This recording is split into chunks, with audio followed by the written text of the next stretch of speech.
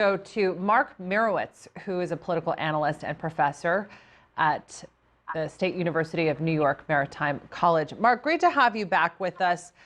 Do we have a clear idea of what this peace corridor will look like? Oh, it's completely ambiguous, and there isn't really a connection between all sides to understand how it's going to be. In other words, the Turks want an extensive safe zone or peace corridor, and the United States is not quite in accord with that and wants a more limited one, because what's the other aspect or party to the process is the YPG and getting them out of the area and trying to factor in what they want. And they want a small safe zone or peace corridor. So it's ambiguous, but it's certainly a good step in the right direction. Because what it will do is avert an intervention by Turkey, which would be very problematic, at least from the United States' point of view. What's the ideal outcome for the United States here with regard to the creation of this safe zone?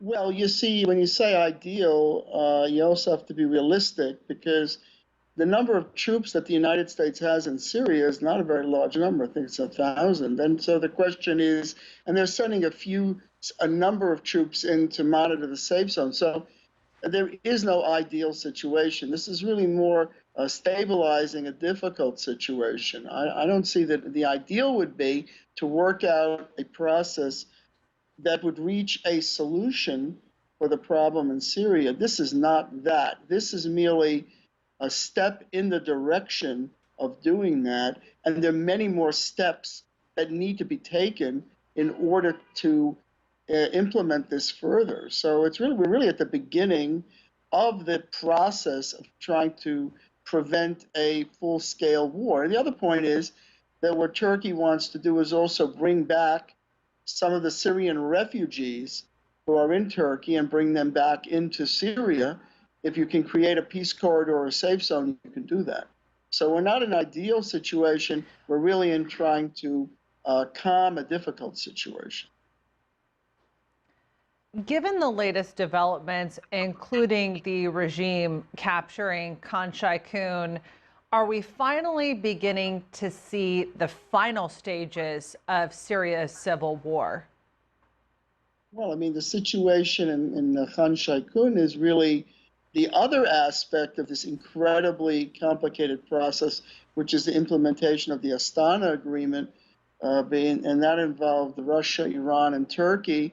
There you have the deconflicting of the Russians and Turks and trying to solve the problem, and of course the aggression of the Syrian regime. So you have here an incredibly complicated issue.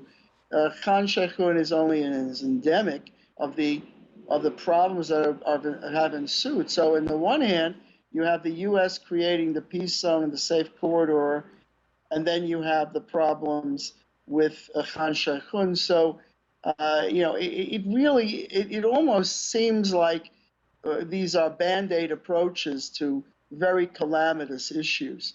And in the background, you have the Syrian regime, which is an aggressive and murderous regime. And on the other hand, you have Turkey trying to balance what's happening in this area with respect to the YPG, and the United States and its Kurdish allies fighting ISIS. It's almost mind-bogglingly complicated. So when you said before ideal, we're very far from the ideal, and the situation could deteriorate very quickly on a number of the fronts that we just spoke about. All right, Mark Meirowitz, appreciate you being with us. Thanks for that.